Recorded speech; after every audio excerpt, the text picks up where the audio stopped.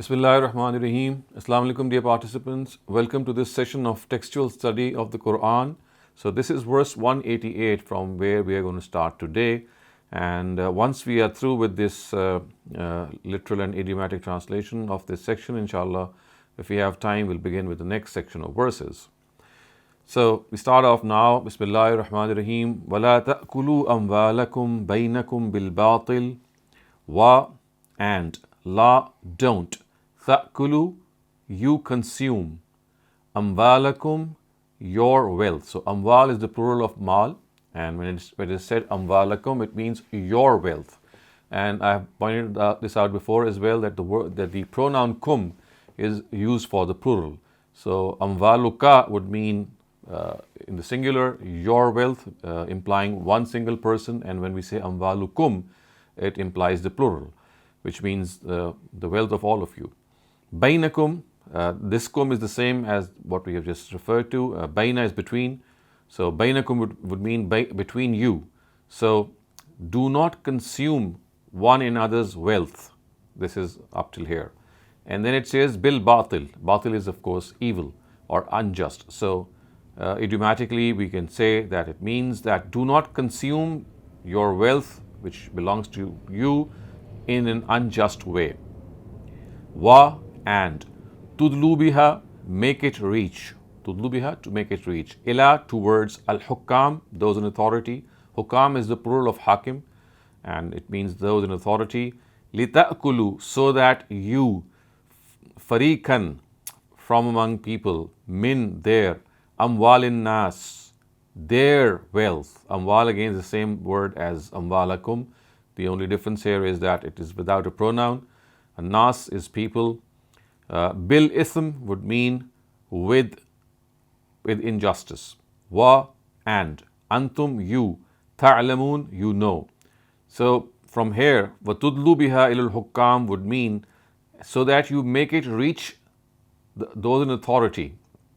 Again, implying the fact that you are giving money to achieve your illegal goal. And this is what we call as illegal gratification. So the Quran says, وَتُدْلُوا بِهَا إِلَى الْحُكَّامِ, so that you make it reach those in authority, so that you may get a chance to consume a part of the wealth of people. فَرِيقًا مِنْ أَمْوَالِ النَّاسِ, a part of the wealth of people, bil ism, in a wrongful way. And you also know this. So you see, what makes it a very, very grave crime and a grave sin is that you are using money for illegal gratification, and it is not that you're doing it out of any ignorance or out of any lack of knowledge, but it is on the contrary that you are very well aware that you are giving money to achieve your desired objective, which is to do something which is actually not your right, do something which is illegal. So this verse actually is a very eye-opening verse. It tells us that you do not consume the wealth which is rightfully owned in a manner which is unjust, and then use this wealth in a way that you give it to those in authority, to your rulers, so that you are able to achieve something that does not rightfully belong to you. And you are absolutely aware of this. You are conscious of this fact that you are making this error, and this makes it a very grave sin. Yas'alunaka anil ahilla. Yas'alunaka means they ask you. So of course the you here refers to the Prophet. Yas'alunaka, they ask you, an, about. Al-ahilla, this is the plural of hilal, and here it implies the sacred months. So they ask you about the sacred months. Qul, tell them, here, they, mawaqit. Mawaqit is the plural of miqat. Linnas, for people. Wa al-hajj, and the pilgrimage. So they are a time for the welfare of people and for the pilgrimage. So mawaqitu linnas would mean there are time for which people, during which people can earn benefits. Mawaqitu linnas, wa and al-hajj. So in other words, when people, they gather there, and this is also a means of welfare for the people, because the Hajj is a huge gathering in which people are able to exchange a lot of their merchandise, as was the case in those times, that people would not just come for this purpose, but they would also have other benefits attached, and of course implied here also the spiritual benefits of this time. So say they are a time for the welfare of people and for the pilgrimage. Wa and laysa not. Al-birru, piety, or a more accurate translation would be loyalty. Wa laysa al-birru would mean, and it is not loyalty. What is not loyalty? Be'an, that. Ta'tul buyuta, you come to your houses. Min, from. Zuhuriha, their back doors. So zuhur is the plural of zahir, and this means that there's no level of piety, there's no level of loyalty in the fact that when you come to your houses, you come to them from their back doors. وَلَكِنَّ الْبِرَّ مَنِ اتَّقَى. But in fact, loyalty or piety is of those man ittaqa, who have fear of God. So we have already explained this and discussed this earlier on, that the Arabs, when they would come back from their pilgrimage, they would not enter their houses from the front doors, they would enter them from the back doors, thinking perhaps that the weight of sin that they carried for Hajj or to Hajj is now no longer with them, and now they should enter their houses from the new part of their house. So the Quran says, وَأْتُوا الْبُيُوتَ مِنْ أَبْوَابِهَا. You come. Al-Buyut, Buyut is the plural of Bayt. So this is used in the previous section as well. And Bayt means house. So come to your houses, min abwabiha, from their doors, from their front doors is what is implied here. Abwab is the plural of bab. Abwab would mean, bab means gate or door, and abwab would mean doors. So you come to your houses from their front doors. Wa and ittaqullah, fear God.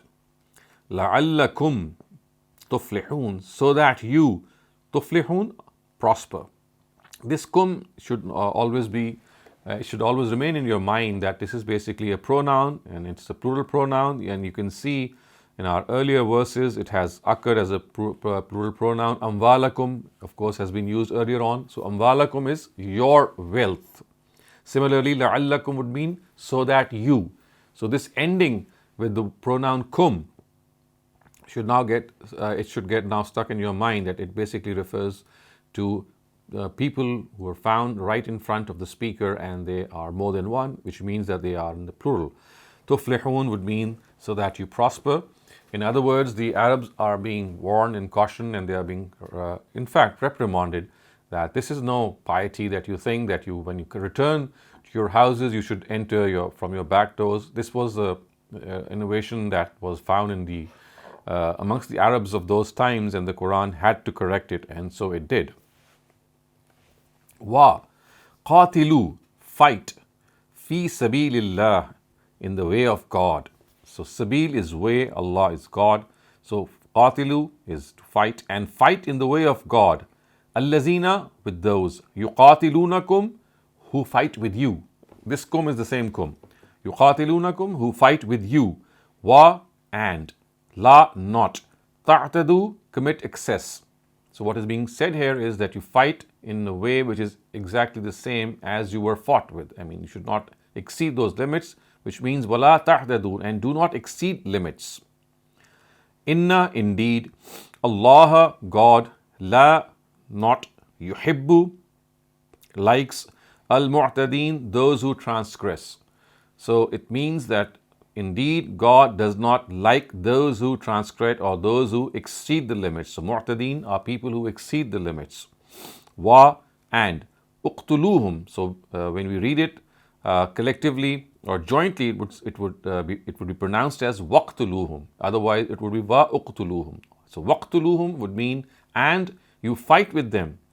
Haythu, where haythu saqiftumuhum. You kill them, you fight those people against those. Haythu saqiftumuhum would mean wherever you find them. Saqiftumuhum, wherever you find them. Wa and akhrijuhum, you turn them out. You turn them out. So just as the pronoun kum is a kum is a pronoun which is meant for people who are standing right in front of you. It's like saying you. But when you are to use a pronoun which is an indirect pronoun, which is of course in the second person, it would be him.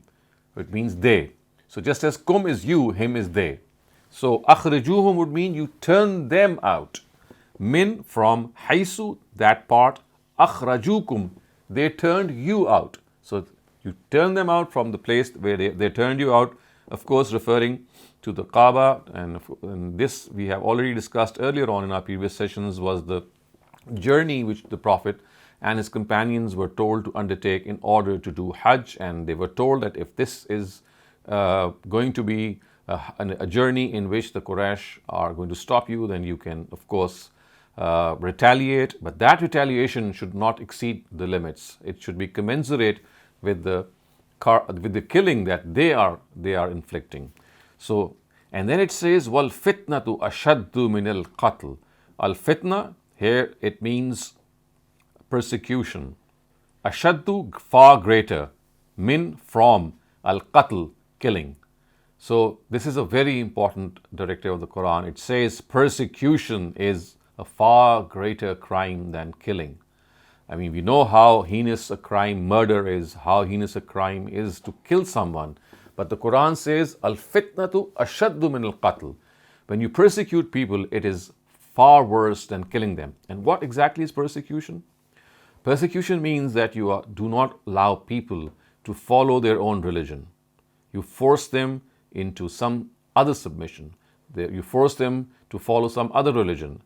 So this is what persecution is, and this is precisely what the companions of the Prophet and he himself were afflicted with when this whole scenario was going on.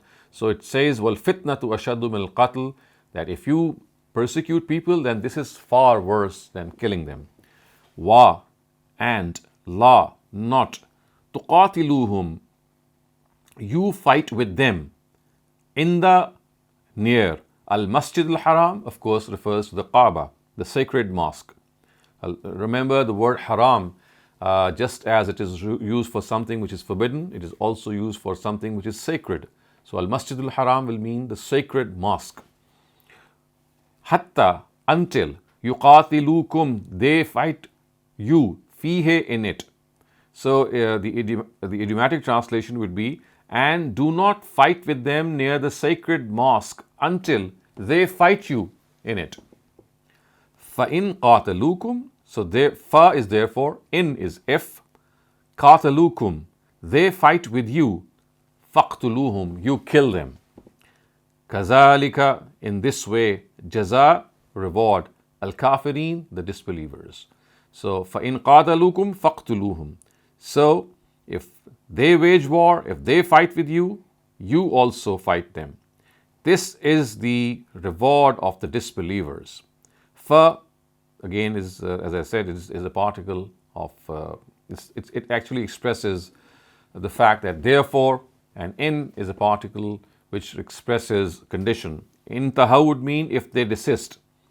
So, if they desist, fa inna Allah, so therefore God, Ghafurur Rahim, Ghafur, forgiving, Rahim, merciful. Which means that if they desist from this, then you should remember that God is merciful and forgiving, which means that you should not also exceed these limits. If they desist, then you should also back away. Wa, and qatiluhum, you fight them, hatta, until, la, not, takuna, remains, fitnatun, persecution. So you fight with them until persecution does not remain. Wa, and yakuna, becomes ad-deen, religion, lillah, for God, which means that all religion becomes for God. In other words, there is no other religion which remains in Arabia except the religion of God. Fa, and in intahaw, they desist. Fala, therefore not. Udwana, udwana means any transgression. Illa, except. Ala, on. Al-Zalimeen, the unjust. So if they desist, and فَإِنْ انْتَهَوْا فَلَا عُدْوَانَ إِلَّا عَلَى الظَّالِمِينَ, if they desist, then only a transgression is allowed against those who are unjust. So, before we proceed, if you have any questions regarding the section that we have just studied, you can raise them now. But before you ask these questions, let me also clarify this that I've already been doing earlier on. That remember, this is a very specific instance of battle and war being cited here in the Quran. It is a battle which the Quraysh against the Quraysh, and it was a battle which the Prophet was asked to undertake in the with his companions if they would disallow them from doing Hajj. So they were pursuing this pilgrimage, and the Quran tells them that if they fight with you near the sacred mosque, you are also authorized to fight back, but do not exceed limits.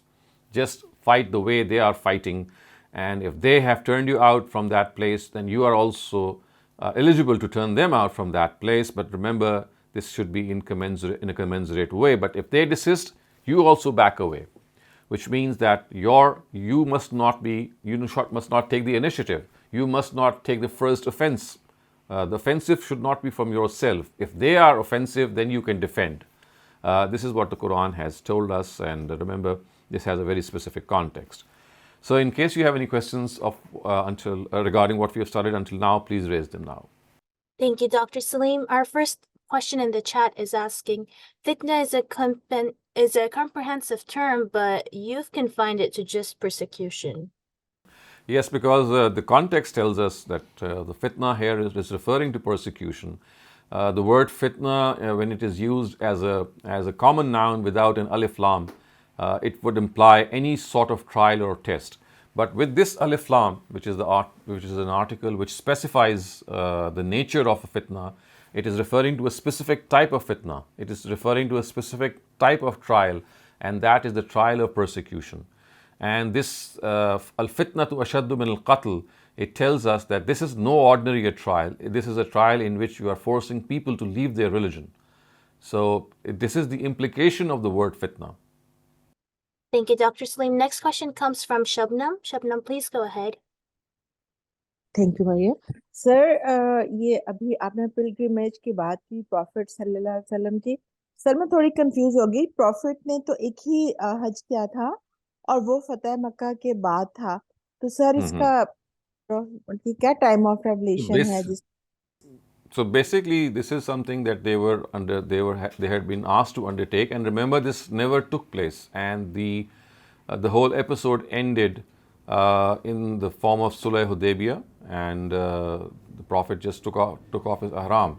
So basically, it was a visit to the Baytullah, and when the truce of Hudaybiyah took place, this truce of Hudaybiyah meant that for 10 years there would be peace. And there would be no war between them, and the Quraysh would allow the Prophet and his companions to come back the next year and do their Umrah. Right, sir. Thank you, sir. We have another question that's asking how many people were accompanying at the time, but they haven't specified for what. Well, I don't know exactly, but we know that a vast number of companions did go with the Prophet. Okay. Thank you, Dr. Saleem. I have a question too. So Allah is saying that the fitna is worse than any other thing, but he's also asking people to only be Muslims and for all of Arabia to only be Muslims. So why is that okay?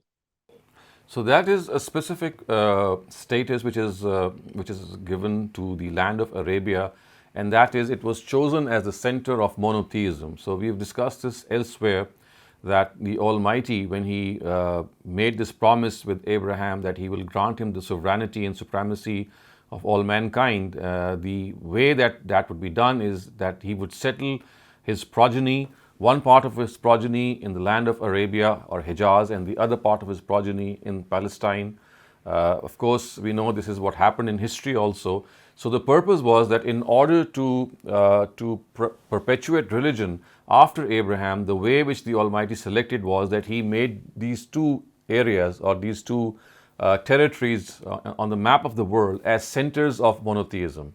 It is only in these areas, and specifically now, once that the particular status of Palestine no longer is there the way it was when the Bani Israel or the Israelites were ruling. So today, after the departure of Prophet Muhammad, the land of Arabia is considered to be a land in which monotheism has to reign supreme always, and no other religion is allowed to live there on a permanent basis. Yes, they can go there, they can have their temporary places of worship, but it's like a model place, so to speak. So all in the rest of the world, people can have their own religious temples and their churches and all their prayer places. But God wanted to select one place which would be a pure center of monotheism. So Hijaz, or the land of Arabia, was selected after Ishmael was settled here. Previously, this same status belonged to Palestine, as I just said. So, cutting this short, I would just say that basically the scheme of the Almighty seems to be to us is that after the Prophet Abraham, the way messengerhood would progress was that two areas would be selected for this purpose, and then a whole ummah would be instituted from these places. We know in history the Israelites were the first people who were chosen. They belonged to Isaac's progeny, and when they were unable to fulfill their obligation, they were deposed from their place, and then the Ishmaelites were given this. But the way that this happened was that the land of Palestine was first given to the Israelites, as we know from history.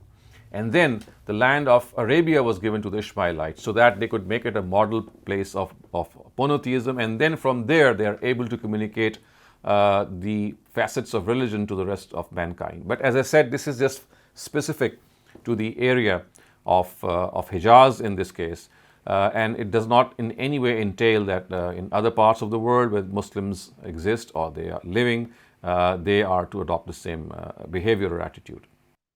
Thank you for clarifying that. Dr. Saleem, we have another question that's asking, did Beit Rizwan happen at that time? Which time? When they were going for Hajj, and they thought that there was this killing of Usman that had taken place. Yes, that is the time. Okay, thank you. They did not specify, but I hope that answers their question. Akram Battisa, please go ahead. Assalamu alaikum, sir. Wa alaikum salam. Sir, in Ayah 190, when Allah says, وَقَاتِلُوا فِي سَبِيلِ اللَّهِ الَّذِينَ يُقَاتِلُونَكُمْ وَلَا تَعْتَدُوا إِنَّ اللَّهَ لَا يُحِبُّ وَلَا تَعْتَدُوا, that actually bothers me in a way that I can understand that one Muslim should not start a war, but if once war started, then how can you judge? No, this is, I mean, it does not mean that you do not. It only means that you retaliate or you launch that defense commensurate to the offense that is launched upon you. I mean, you should just confine yourself in combating that army the way that army is fighting with you, and not exceed the limits by, for example, going to the civilians or doing things which are not in any way allowed in war. So it's not that they are going to stop in war or they are not being allowed to retaliate. What is being said here is that retaliation, I mean, it's like saying that the amount of retaliation or the extent of retaliation should be equal to the offensive which is launched. It should not be more than that. For example, you start killing civilians, or for example, you go towards non-combatants, or you start uprooting trees or doing things which are absolutely not needed. Oh yeah, thank you very much for clarification that civilians and non-combatant people should not be. So that is what I said. Do not transgress bounds. Yeah, because if somebody kills me, try to kill me, I might kill him. He might not. So what? That's what. Right. Of course. That would be equal retaliation, and that is absolutely fine. Okay. Thank you, sir. Thank you for clarification. Jazakallah khair. Adil Qureshi, please go ahead. Ji, Assalamu alaikum, Dr. Sahab. Wa alaikum assalam. So, sir, the ayah where it says وَيَكُونُ الدِّينُ لِلَّهِ, translation, a simple translation would have been وَيَكُونُ الدِّينُ لِلَّهِ, Allah ka ho jaye. But added the word sarzameen or this particular place in the translation, while this is not in the Arabic. Why did we add the word Modify it as So this is because the word ad-deen is specified by the alif lam, the article alif lam, and it refers to the fact that this religion, I mean, referring to the religion of God. And of course, since it is being, the background is that this religion of God is to be implemented in this land of Arabia. So therefore, automatically the article alif lam is also specifying a locus, a place in which this religion is going to be implemented or it's going to reign supreme. So this alif lam is the one, is the indication to the fact that the place being referred to is not all places of the world, but specifically the place where the Prophet was sent. So if Allah wanted Muslims to implement this deen throughout the planet, He would not have put the word alif lam in front of it. Remember the place that is we start off is that وَلَا تُقَاتِلُوهُمْ إِنْدَ الْمَسْجِدِ الْحَرَامِ حَتَّى يُقَاتِلُوكُمْ فِيهِ. So you see, the whole issue and the scenario is that Muslims are going towards the Holy Kaaba, to the holy city. They have a specific purpose for them. And it is now being said that if they are persecuted, then you should not just confine yourselves to retaliation, but you should launch an offensive, and that offensive should go right up to the fact that deen or religion in this area in which this fight is going to take place remains for God alone. So you see, the context here is that the Holy Kaaba is being discussed, and of course any war which relates to the Holy Kaaba cannot be extended beyond the realms of Arabia. الشهر الحرام بالشهر الحرام والحرمات قصاص. Shahr in Arabic means month. Al-Haram is again sacred. Bish-Shahr in lieu of the month. So idiomatically it would mean a sacred month for a sacred month.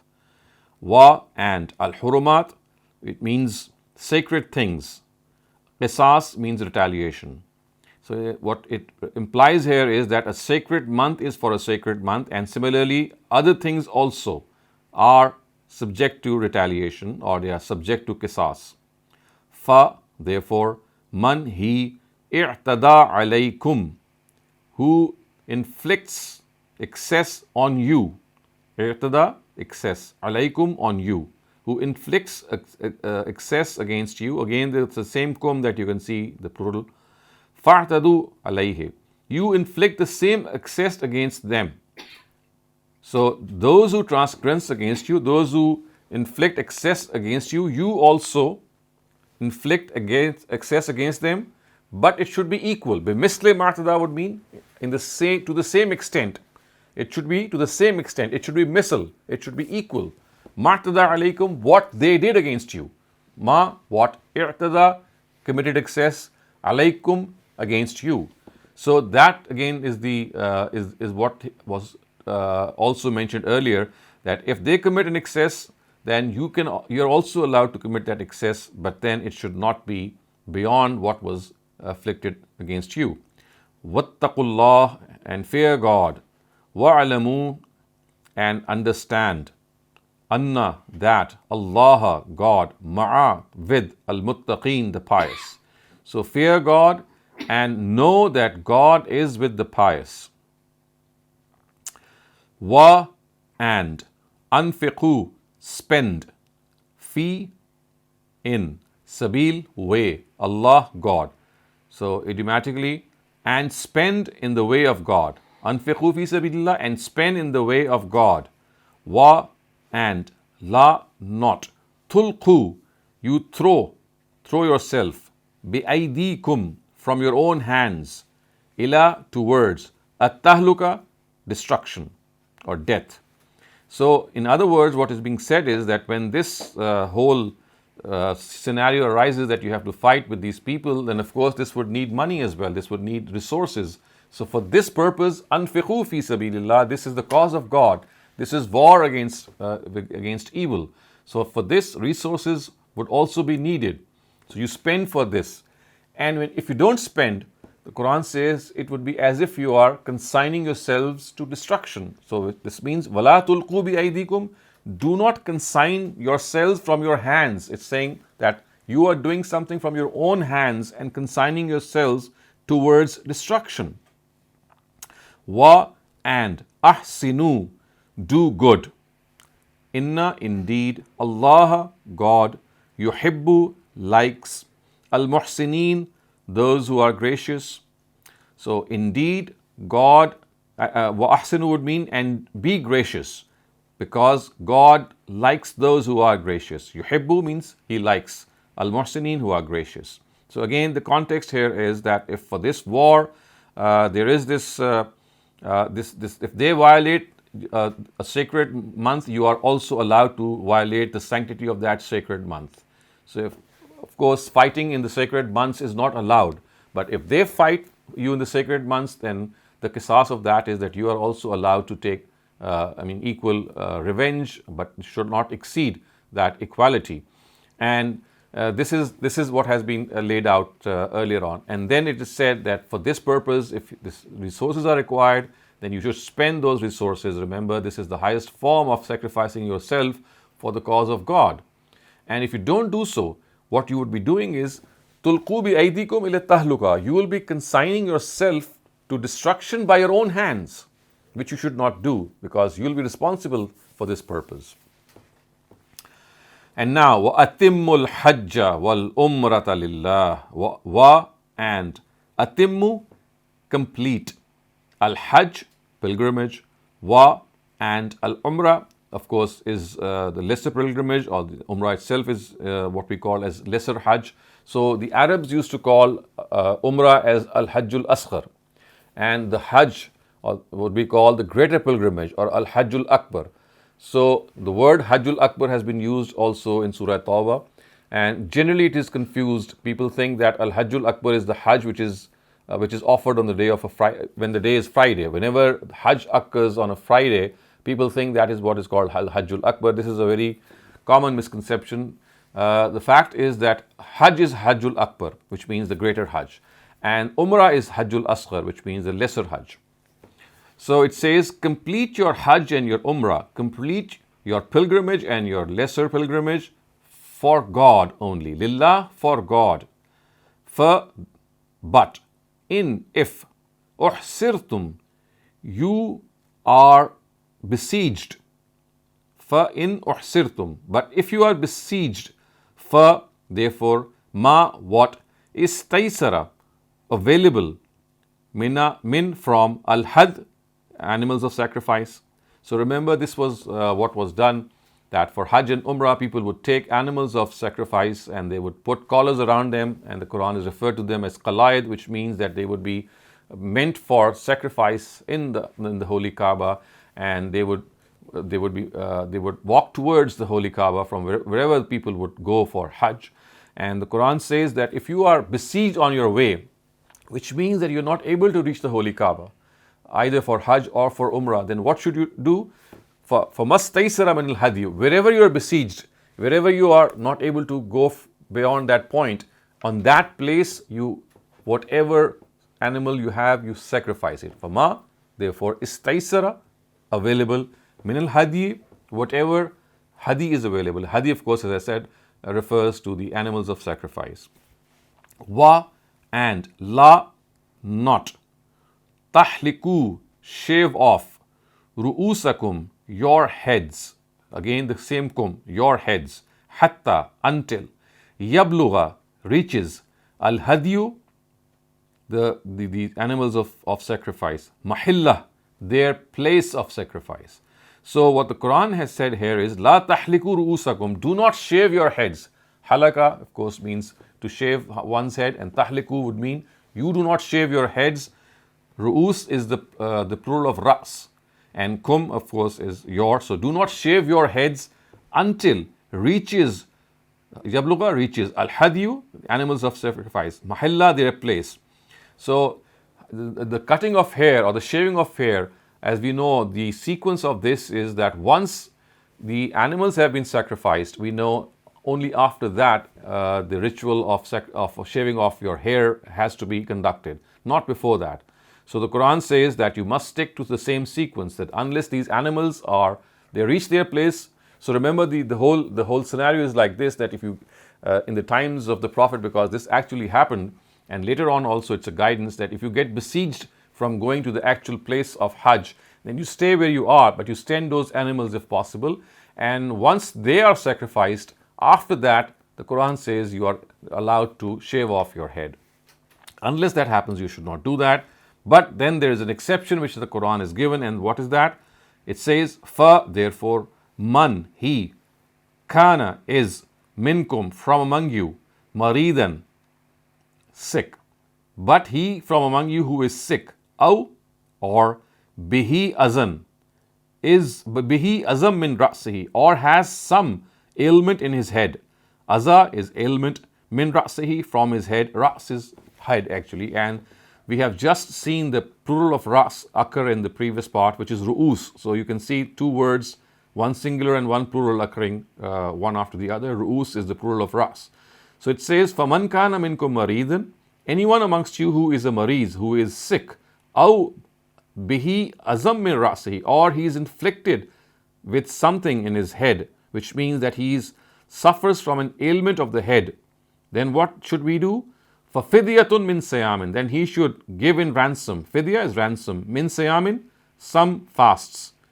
Aw, or sadaqah, some charity. Aw, or nusuk, animal sacrifice. However, if a person is sick and he is therefore liable, or he is forced to shave off his head before the animal sacrifice takes place, then there is an atonement for that. And what is that atonement? The Quran says the atonement is that you keep some fasts, or you spend something in charity, or as it says that you should offer an animal for sacrifice. And the Quran says, فَإِذَا أَمِنْتُمْ, and then when you become peaceful, which means then when circumstances become peaceful, فَمَنْ تَمَتَّعَ بِالْأُمْرَةِ إِلَى الْحَجِّ, therefore he, therefore man, he, tamatta'a, benefits, bil umrah, with umrah, ilal hajj, until hajj takes place. So which means that he is combining hajj and umrah in one journey. So remember the scenario is that if you are besieged, if you are not able to go beyond a certain point, it could be because of war, it could be because of any other reason, then you have to send the sacrificial animals to their place of sacrifice, and must not shave off your heads unless that sacrifice takes place. But if you have an ailment of the head, or you are sick and you are forced to shave off your heads before animal sacrifice, yes, you can do that, but then for that you'll need to offer an atonement, and that atonement has been mentioned here, either some fast or sadaqah, or as has been said, some animal for sacrifice. And then it is said, فَإِذَا أَمِنْتُمْ, but when circumstances become peaceful, when you face peace, فَمَنْ تَمَتَّعَ بِالْأُمْرَةِ إِلَى الْحَجِّ, so he who benefits, tamatta benefits, بِالْأُمْرَةِ إِلَى الْحَجِّ, with umrah until hajj. So it means that you are conducting a journey in which you are combining hajj and umrah in the same journey. What does the Quran say about that? It says, فَمَسْتَيْسَرَ مِنَ الْهَدِيِ, then remember this expression has occurred earlier on as well, right at the top, فَإِنْ أُحْسِرْتُمْ فَمَسْتَيْسَرَ مِنَ الْهَدِيِ, and now it says, أَتِمُّ تَمَتَّعَ بِالْأُمْرَةِ إِلَى الْحَجِّ فَمَسْتَيْسَرَ مِنَ الْهَدِيِ, so they who benefit from umrah and hajj in the same journey, فَمَسْتَيْسَرَ مِنَ الْهَدِيِ, then they should also offer whatever sacrifice is available. فَمَنْ لَمْ يَجِدْ, if they are not able to give this sacrifice, therefore man, he, lam, not, yajid, finds any such thing. So in other words, if a person is not able to sacrifice an animal, and this animal sacrifice is in lieu of the fact that you are combining hajj and umrah in one journey, so the Quran says the atonement for that is that you must offer a sacrificial animal. But if that sacrificial animal is not available, then the Quran says that you have to fast a certain number, and it says that should be 10. So it says, فَمَنْ لَمْ يَجِدْ, he who does not, lam is not, yajid, finds. What does he not find? He does not find that animal of sacrifice. Or in other words, the sacrificial animal is not available to him. فَصَيَامُ ثَلَاثَةِ أَيَّامٍ, so therefore Sayam is the plural of Sawm, which means fast. Salasati ayyam, or 3 days, fi in al-hajj, during the pilgrimage. So he to whom any animals of sacrifice is not available for this atonement, then he must fast for 3 days during the time of hajj. Fasayamu salasa is 3. Ayyam is the plural of yom, which means days. And fi is in, al-hajj, of course, is the pilgrimage. So for him, he must fast for he should keep 3 fasts, he should observe 3 fasts, but this should be during the time of Hajj. During the time of Hajj, when he's still there. Wa and sab'atin, 7. Iza, when. Raja'atum, you return. So the whole formula is that if you're combining Hajj with Umrah, you should give an animal as an atonement for sacrifice. But if that animal is not available to you, then you must fast, you must observe or keep 10 fasts. And how should that be? That 3 of those fasts should be kept during the day that you're staying, or during the time when you're staying for Hajj in Makkah. And 7 when you return. Sab'atin, 7. Iza, when. Raja'atum, you return. So, of course, this atonement, or the second option of the atonement is mentioned here for people who are not able to sacrifice an animal. But if they are able to sacrifice an animal, as is the case normally today, because today, normally when people go for Hajj, they combine Hajj and Umrah, and the sacrifice that they offer actually is this atonement, this sacrifice for atonement, which is a obligation that they owe, and they must offer this atonement, because this is an atonement for combining Hajj and Umrah in the same journey, which actually means that the Almighty wants us to conduct or undertake separate journeys for Hajj and Umrah, because both have their own importance, and the real importance can only be accorded to them if separate journeys are made for the purpose. You do Hajj for the purpose of Hajj, and you do Umrah for the purpose of Umrah, because each has its own importance and each must be given that due that it deserves. But because of circumstances that we know do arise, that it's not easy to Hajj, it's not always the case that you are in a position to go for Hajj, so you take this risk that you do Hajj and Umrah in the same journey. Yes, that is something which the Quran says is possible, but then if you do it, then you must atone for that, and that atonement has just been discussed. And then it says, Tilka asharatun kamila. Tilka, this. Ashara, 10. Kamila, complete. So remember, the Quran said that 3 fasts should be during the time of Hajj, and 7 when you return. And 3 plus 7 makes 10. So Tilka asharatun kamila. This becomes 10 complete. Literally, it means this is 10 complete. In other words, the count of these fasts is now 10. I mean, this could have been said in a very different way, but this sublime Arabic of the Quran is really captivating. I mean, there are several ways that we would have said this same sentence, but the Quran has said it in such a magnificent style that one really marvels at this style. Tilka asharatun kamila. These are the 10. This is how the 10 has become perfect. Zalika, this. Zalika, this. Liman, for those. Lam yakun ahluhu, who do not have their houses. Hadri, near. Al-Masjid, the mosque. Al-Haram, the sacred mosque. So this is not for those who have their houses near the sacred mosque. In other words, what is being said here is that the concession that is being given, in which you can combine Hajj and Umrah, is only for people who are living outside of this place, not around the sacred mosque, because that would be too easy a concession, because they can travel separately. But for people who are coming from outside, it is said that this concession is only for them. And so therefore it is said, Zalika liman lam yakun ahluhu hazir al-masjid al-haram. This is not for those whose houses are, in fact it says this is only for those whose houses are not near the sacred mosque. Zalika liman lam yakun ahluhu hazir al-masjid al-haram. So people who live near the Masjid al-Haram, this concession will not be for those people. Wattaqullah, fear God. Wa'lamu, understand. Anna, that. Allah, God. Shadeed, stern. Al-Iqab, retribution. So fear God and understand that indeed God, Anna is indeed, Allah is God. Shadeedul Iqab is stern in retribution, which means that if you do not follow what is being told, then you would be taken to task by the Almighty. So before we move on to the next section to do its translation, if you have any questions up till now, please raise them. Thank you, Dr. Saleem. We have a slightly longer one in chat that asks, the directive of Ayah 194, فَمَنْ اعْتَدَى عَلَيْكُمْ فَاعْتَدُوا عَلَيْهِ بِمِثْلِ, seems to be contradicting to what Jesus said in Matthew, and they quote 5:38 to 40. You have heard that it was said eye for eye and tooth for tooth, but I tell you, do not resist an evil person. If anyone slaps you on the right cheek, turn to them on the other cheek too. Why is this so? This is exactly the same. I mean, there's no contradiction. Jesus has also, this is a specific area in which the directive has been given. You see, this is a directive in which you are facing an offensive, and that offensive is that you are being assigned a certain task, and that task is that you have to liberate the Baytullah from the clutches of the Quraysh. So this is an entirely different scenario.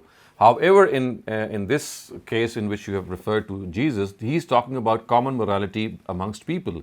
It's not a duty that is being assigned to any one of them in a particular case. It's a common moral thing that if someone is evil to you, instead of retaliating, you should be good to that person. So that is an entirely different scenario in which individual morality is being discussed.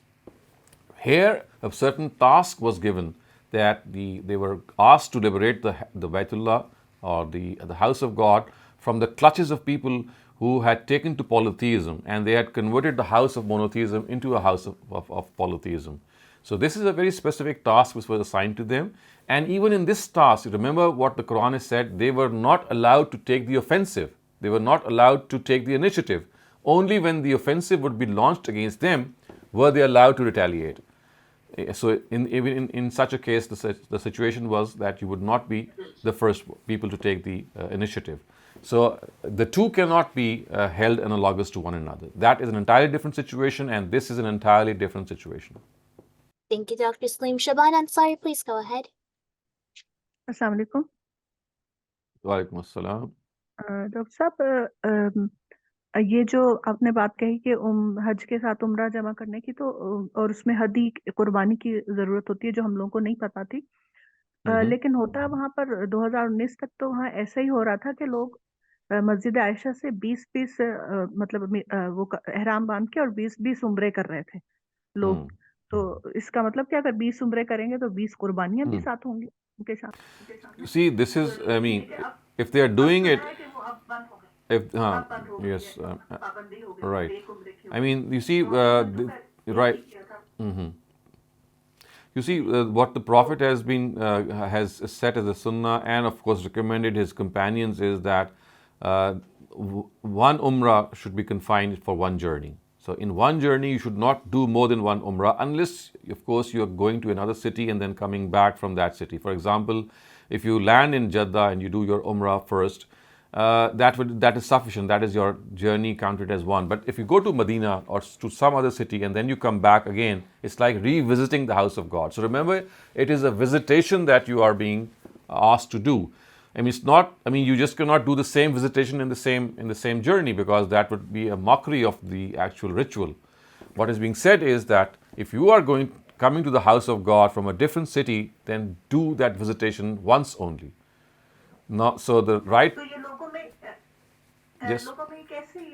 This is a very, very grave, I mean, this is a very common misconception, because people think that once they are there, they should make the best use of the house of God and do as many umrahs as they want. Whereas they don't understand that umrah actually is a visitation of the house of God in one journey. I mean, once only. There is no concept of repeated umrahs in the same journey. Yes, if you change your vicinity, you change your venue, you go to another city, as I said, there are people who might go to Jeddah and then go to Makkah for Umrah, and then they go to Medina and then they come back to Makkah once again. So that could be counted as another journey, and then you can do another Umrah.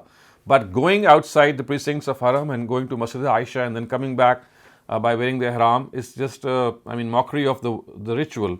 And as you said, they have now stopped it. और एक और चीज जो इसमें बताई, अल्लाह ताला ने कहा कि किसी के सर में अगर कोई तकलीफ है और वो कुर्बानी से पहले सर साफ करवा लेते हैं, तो इसमें इसके रोजे या वो नहीं बताए इसमें इस आयत में या Yes. So you see, this has been left right. This has been left to the discretion of. But the Prophet has specified that there should be. I mean, we know from certain Hadith literature that there is a specification made by the Prophet, and in the absence of that specification, because the Quran itself has not specified, any number of fasts would have been kept, any amount of charity could have been given, and any amount of animals could have been sacrificed. But we know that there is a hadith in which the Prophet himself has stipulated 3 fasts and similarly some other amounts of charity and animals for sacrifice. और ये भी मेरे जहन में आ रहा था कि वो जैसे यहूद सवाल किया करते थे ना अपने ऊपर बर्डन ज्यादा डालने के लिए कि ये तो वैसे उनके लिए कहा गया है कि जो नहीं अफोर्ड नहीं कर सकते, लेकिन जो अफोर्ड कर सकते हैं और जिनको पता ही नहीं है तो वो फिर रोजे रख लें बाद में हम जैसे Right, लोग। right. Thank you. Adil Qureshi, please go ahead. So just a clarification on the earlier points. So are the men required to all shave off their head completely, or can they simply just remove some hair from scissor as well? So that is another thing that we know from elsewhere in Surah Fatah. It says "Muhallikina rusakum aw muqassirin," which means that of course it's not that you always need to shave off your heads. You can also have a haircut. So it's either of the two. So the word muhallikin or la tahliku, the way it is used here, is not just for shaving off the heads completely. It encompasses both. I mean, either you shave off your head completely or you just have a haircut. In either case, the Quran says that this should not be done unless the animals have been sacrificed. Right, but the people that I sometimes see are just simply cutting like a few locks of their hair with a scissor themselves. And does that qualify as a haircut? Well, actually, what the Quran has said that you need to just have a haircut. Now, every person can have a different understanding of what a haircut means, but I mean, plainly, what we know what a haircut is that you shorten your hair. So I think the spirit of the whole thing is that you either shave off your hair or you just shorten your hair. This is what a haircut is. And also, just to point out this fact that we often lose sight of the fact that why at all has the Almighty asked us to shave off our heads or to even have a haircut. So for that, I'm just going to once again refer you to the philosophy of the rituals of Hajj. So in ancient scriptures and in ancient, in Abrahamic scriptures as well, the way of shaving off one's head or the way that we have a haircut, this was a ritual that actually signified that you are submitting yourself to the servitude of God. And in ancient practices, whenever people would come into bondage before a king, so the sign of this bondage would be that the head would be shaven off, and this would mean that now this person is dedicated to this king. So the same practice was adopted by the Quran, by ancient religions, divine religions. And when we shave off our heads or when we have a haircut, we actually symbolically accept this fact that we are giving ourselves in the servitude of God. We are giving ourselves in God's bondage. Right, sir. So, sir, my actual question was, I noticed you were impressed by Tilka Asharatun Kamila. Since I don't know the Arabic that much, I'm having actually a hard time appreciating these words, because as per me, these words should not even have been there, right? The Allah Almighty already said 3 days Yeah. with this, 7 days with this. Allah Almighty did not even need to say that this ayah. Right. But you were actually getting impressed by this ayah. So can you explain that? My understanding was that the beauty. Actually, it's slightly difficult to explain certain things. Eloquence is more understood than explained. But you see, the thing is that the Quran did not need to say that these are 10. Of course, as you said, that 7 and 3 they make 10. But just to give that assurance, which is our psychological need as well, and also something which the Almighty, in His own seemingly procedure that He has laid out, He has broken those fasts into 7 and 3. I mean, He could have said that you keep all the fasts while you are in offering Hajj, or you could have kept all those fasts while you have returned from Hajj. So instead of saying that, the Almighty gave us this option. Well, you keep some of them while you are there and you keep the rest when you are back. But the total has to be complete. You must complete that total to 10. I mean, somehow the Almighty wanted that there should be a split between these two. These two areas. Some fast should be kept in while you're in Hajj. The rest should be when you return, and because the total has to be 10 in either case. So the Almighty pointed this out. But remember, the total which was to be 10, the count which was to be 10, will become 10 once you are able to conduct this in a way that 3 of them would be in those parts of the world where you're going for Hajj, and 7 when you return.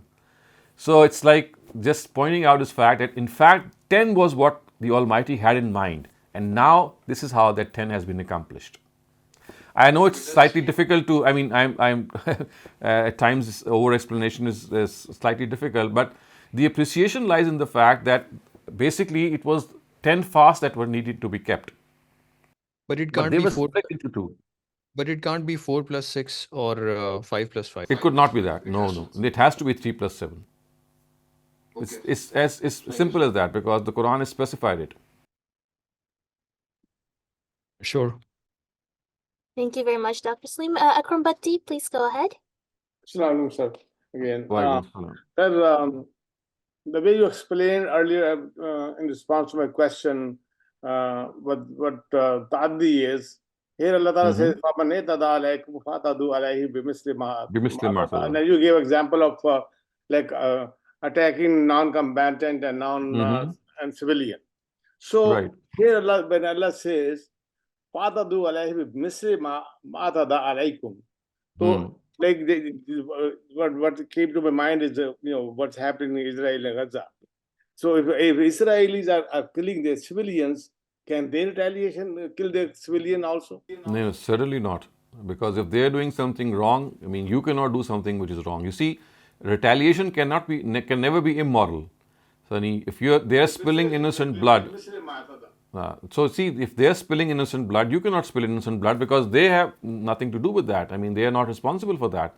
Misli Matada does not refer to this. Misli Matada refers to the fact that you should confine yourselves to what they are doing, which means if they, here the scenario is not that they are killing non-combatants.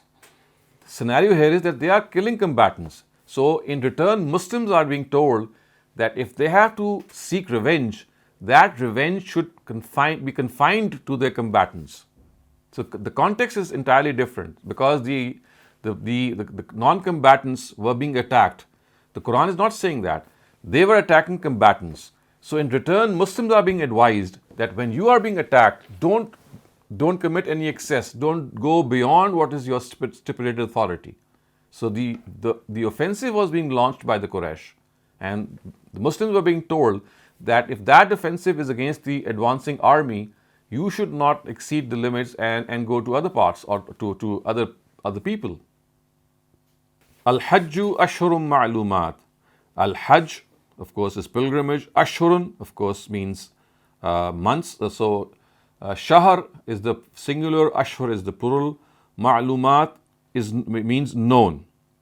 So it means the months of Hajj are known. They are very well known, and it's not that they have anything that should cause any confusion. For man, so for therefore man, he farada, he intends, he who makes it an intention upon himself. Fihinna, in these months. So he who makes an intention in these months, what intention does he make? Al-Hajj, of Hajj. For therefore, la, not, rafatha, anything which is lustful, wa, and la, not, fusuqa, anything which is of the category of disobedience, la, not, jidal, anything which is of the category of any altercation, fi, in, al-Hajj, during Hajj. So the simple thing or the advice that is being given here is that he who intends to do Hajj in these months, so fihinna referring to these months. So anyone who intends to do Hajj in these months, he should not indulge in any lustful activity, nor should he show any disobedience, nor should he fight in this time, nor should he altercate, nor should he quarrel with anyone in this time. So in other words, these are three very important pieces of advice which is being given by the Quran here, that if you intend to do Hajj, you have to refrain from three things, because you see, Hajj is basically devoting yourself to God. It is like something in which you are totally dedicating yourselves. You're wearing the ihram, which are two pieces of cloth. You are forsaking all the embellishments of the world. You have given up a lot of things. You have imposed restrictions on yourself. So in the fitness of things, if this is what your intent, then there should be no lustful activity. There should be nothing which is of the nature of disobedience to the Almighty. And because this is a time, people who have experienced Hajj, people amongst you, you will realize that it's not easy to do Hajj or to offer Hajj, because people, they are coming from all parts. They have different attitudes, they have different behaviors, they have all sorts of different backgrounds, and to remain amongst them and even amongst people with whom you are offering Hajj is not always easy because of the trying circumstances, and one often gets jittery, one often gets furious and frustrated and at times impatient.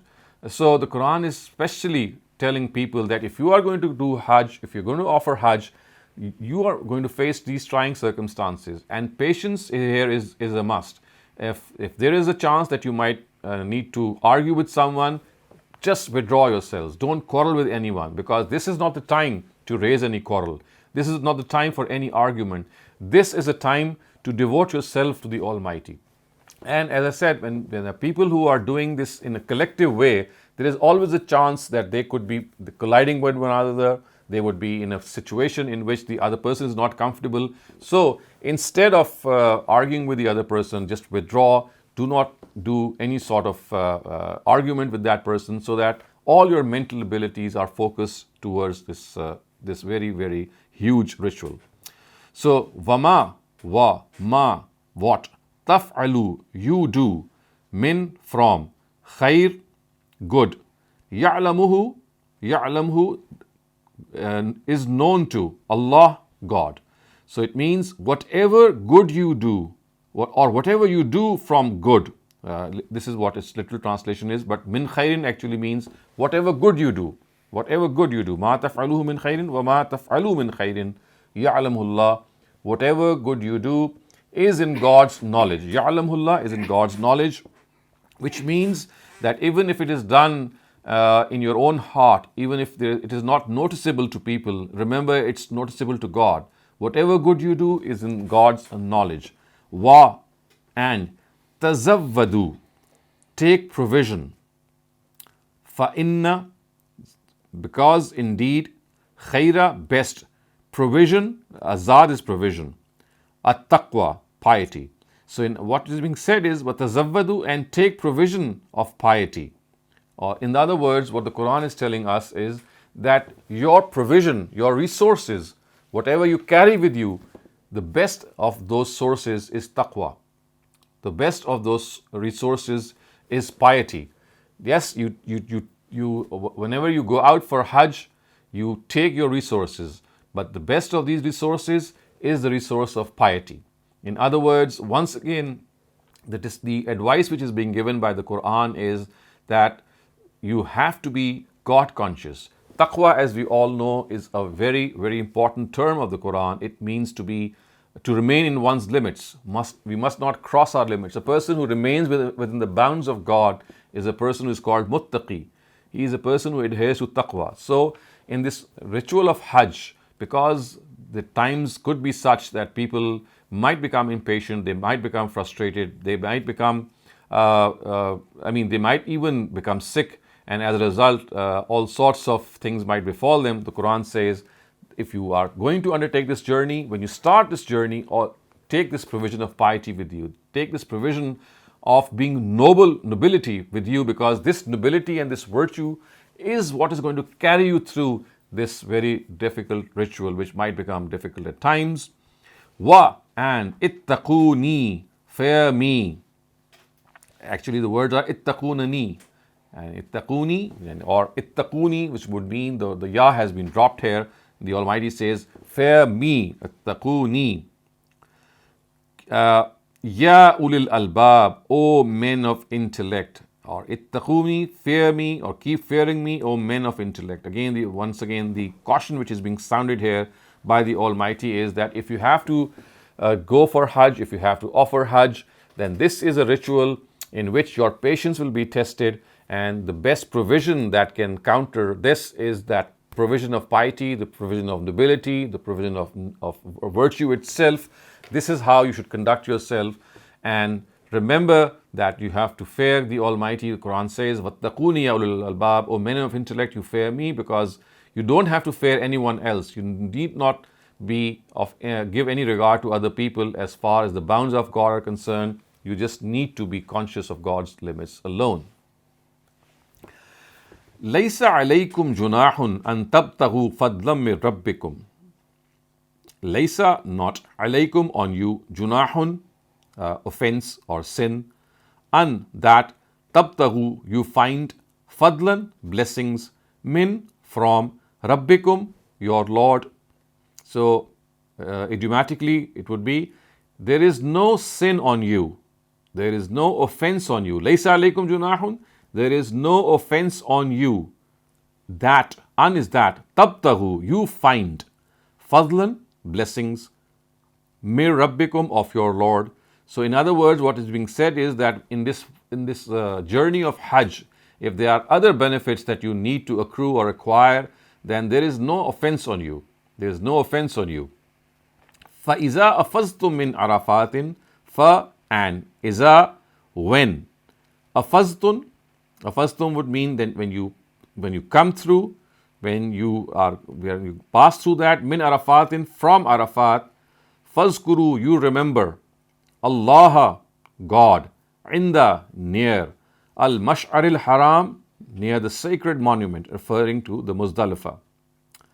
Wa, and, uzkuruhu, remember God. Uzkuru, remember who, is a pronoun referring to God. Remember him, kama, the way, hadakum, you have been instructed. So, فَإِذَا أَفَزْتُم مِّنْ عَرَفَاتٍ, which means that when you depart from Arafat, when you come out of Arafat, remember God near the sacred monument, remember God near the Mash'ar al-Haram, وَذْكُرُوهُ, and remember him the way you have been, وَذْكُرُوهُ كَمَا هَدَاكُمْ, remember him the way you have been instructed. وَإِن كُنْتُمْ, wa, and, in, if, and, kuntum, you, min, from, qablihi, min qablihi can be classified as one word before, he is this, laminal dhalin, you were from amongst those who had lost their way. Wa in kuntum min qablihi laminal dhalimin, and indeed you were those who had lost their way from before this. Qablihi, before this, la minal dhalin, from amongst those dhalin who have gone astray. Thumma, then, afidu, you also return, min haysu, from where, afadan nas, from where people have returned.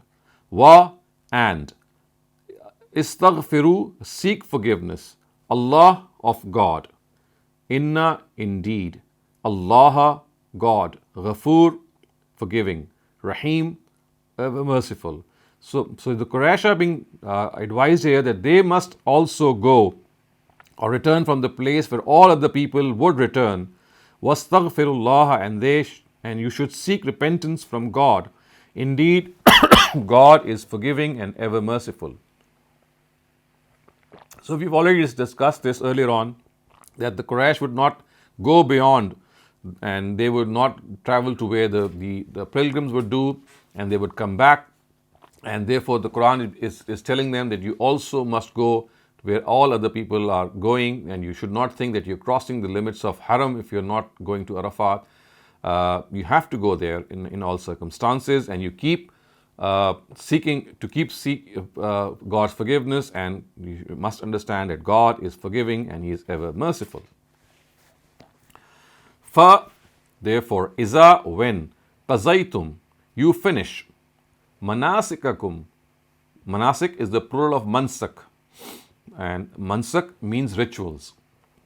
Kum, your. So فَإِذَا قَضَيْتُم مَنَاسِكَكُم would mean when you finish your rituals of Hajj, فَذْكُرُوا, remember, Allah, God, كَذِكْرِكُمْ آبَاءَكُم, the way you remember your forefathers.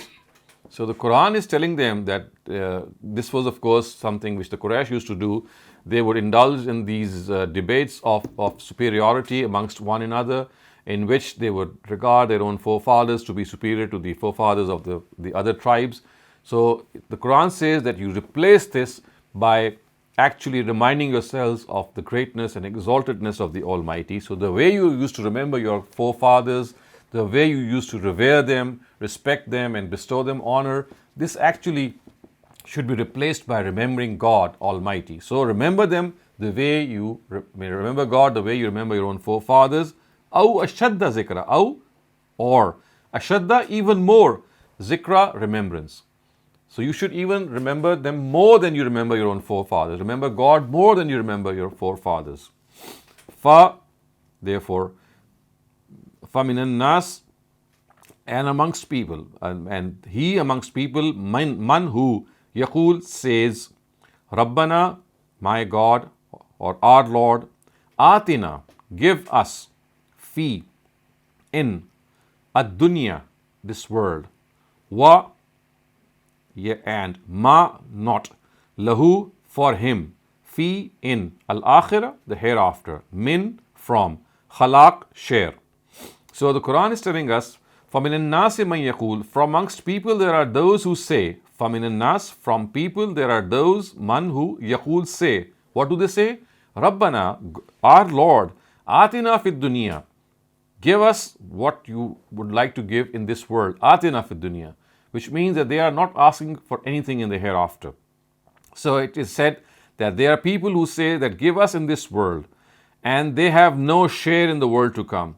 This is the comment of the Quran, that because of the fact that these people are only asking from God their share in this world and nothing else, God says, okay, I'm going to give you your share in this world. وَمَا لَهُ فِي الْآخِرَةِ مِنْ خَلَاقٍ, but they will have no share in the hereafter because they are not after that share. Why should God give that share to them if they don't want it?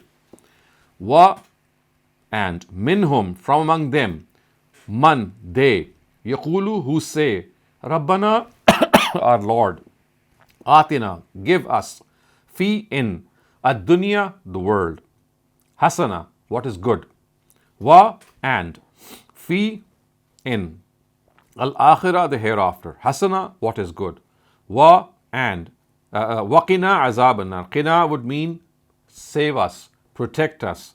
Azab an-nar, the punishment of the fire. So what is being said here is that there are some people who would only ask God that God give us in this world, and God says, okay, I'll give you what you want in this world. وَمَا لَهُ فِي الْآخِرَةِ مِنْ خَلَاقٍ, but then for such people there is nothing left for the hereafter. This is one type of people. Another type of people is وَمِنْهُمْ مَنْ يَقُولُ رَبَّنَا آتِنَا فِي الدُّنْيَا حَسَنَةً وَفِي الْآخِرَةِ حَسَنَةً. So these are the people who say that give us what is good in this world and give us what is good in the hereafter. Which means that actually they're not just saying that give us good in this world. What they are saying is that God grant us what is good in this world and grant us what is good in the hereafter. Waqina azab an-nar, and save us from the torment of the fire.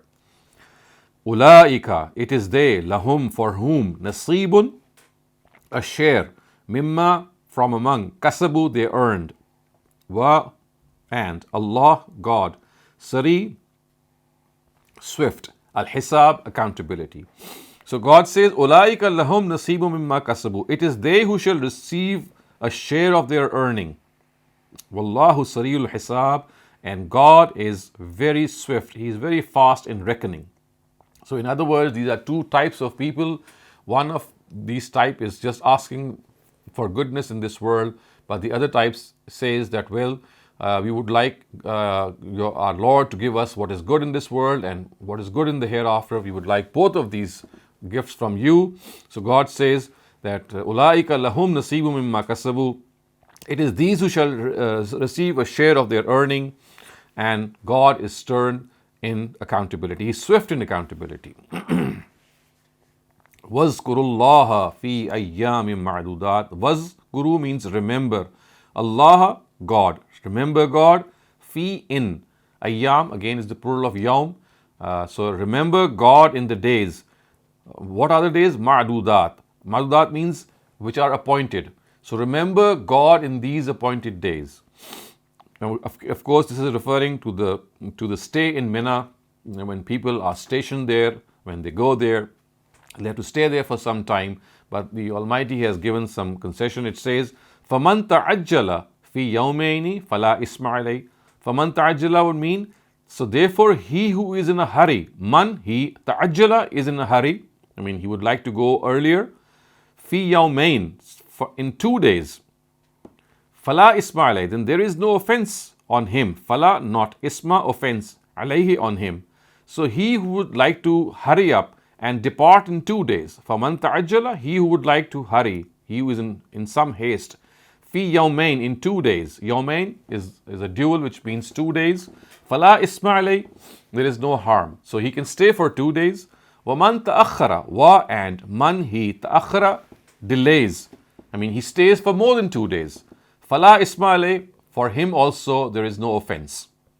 Liman ittaqa, as long as he seeks piety. Le is for, man, he, ittaqa, piety. So except that he who would like to obtain piety, wattaqullah, wattaqu, and fear Allah, God. Wattaqullah, and fear God. Wa, and wa'lamu, of course, would mean understand. Annakum again is that you. Ilayhi, towards him. Tuhsharun, gathered.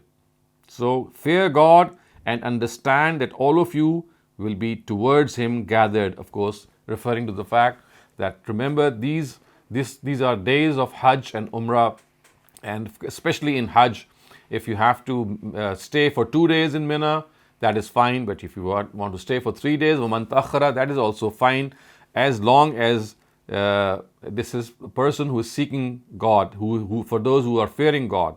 And they have to fear God because they must know that one day they shall be gathered before him, and then they shall be held accountable for their deeds.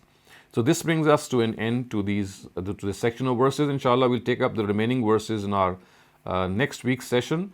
And if you have any questions in this remaining time regarding what we have just studied, please raise them. Adil Qureshi, please go ahead.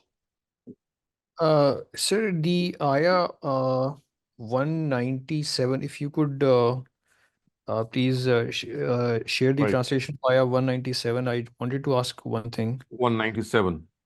Yes, sir. وَتَزَوَّدُوا, or you want the complete translation?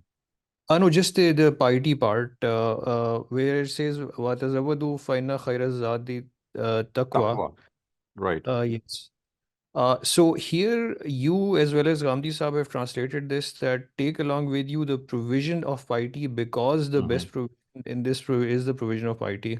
Right. Now the actual word obviously did not have piety, and most of the other Right. people who have translated this ayah had a different understanding. What they said was Right. that back in the days, these people used to go without any sustenance, any funds with them. They used to try to do the Hajj. They did not have any money with them, and they used to beg for money to do the Hajj. But Allah said, no, you do not need to do that. You can go without any funds. You Right. should take funds with you from home. However, make note that the best of funds is taqwa. So you should maintain your taqwa during this safar of Hajj. So why is this explanation not a good enough explanation, and why did you have to translate that this is the provision of piety we are talking about, not the provision of actual money or funds that you should bring with you?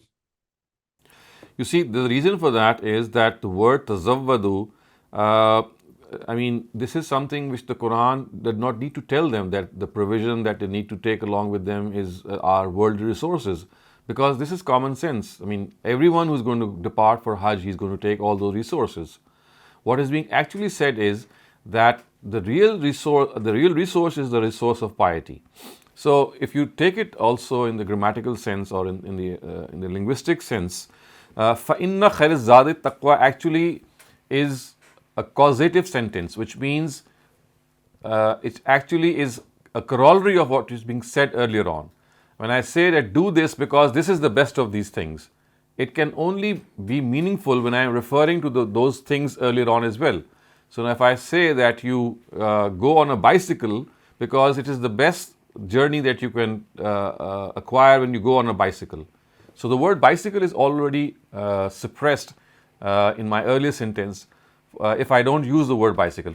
For example, if I say go and the best way that you can go is on a bicycle, what would that mean? So that means you go on a bicycle because the best way that you can reach that place is on a bicycle. So you see, this is a causative sentence. So inna here is not used in the sense of indeed. It is in the sense that we say that because such and such a thing is better. So basically, inna here is causative, and this is what we call in Arabic as mu'allila. It is giving a ta'lil, it is giving a cause. So it's like saying that go because going on a bike is the best of things. You go on a bike because going on the bike is the best way that you can reach there. However, what you have referred to is that people have generally translated the word inna not as because but as indeed. And that is why they have to grapple with this question, that because this is a new sentence and inna is not actually describing the cause or is not a causative in nature, it's only expressing an assertion that they had to bring up this whole detail that, well, all sorts of provisions are there and the Almighty says the best provision is piety. So Arabically and linguistically as well as on the basis of common sense, this does not seem to be the case. فَتَزَوَّدُوا خَيْرَ الزَّادِ التَّقْوَى is actually, if I translate it literally, it is وَتَزَوَّدُوا التَّقْوَى. وَتَزَوَّدُوا التَّقْوَى, you take taqwa as your provision because the best provision is taqwa. This is how the sense is. Because the best provision is taqwa. So the only difference is that people who do not translate it the way we have done so, they take the word inna not in the sense of a cause. They don't translate it as because, they do it as indeed. So they would say that you have different resources, you can take different resources. Indeed, the best of these is taqwa. This is one translation. And the other one is that obviously when you're going for Hajj, what the Almighty is not going to tell you to take provisions because, I mean, these are understood. No one would go without these provisions. But what is being underscored here in the context is that you should not be lustful, you should not be disobedient. As the Quran says, La rafasa, la fasuka, la jidala, you should not quarrel with one another. For this, the best provision is the provision of piety.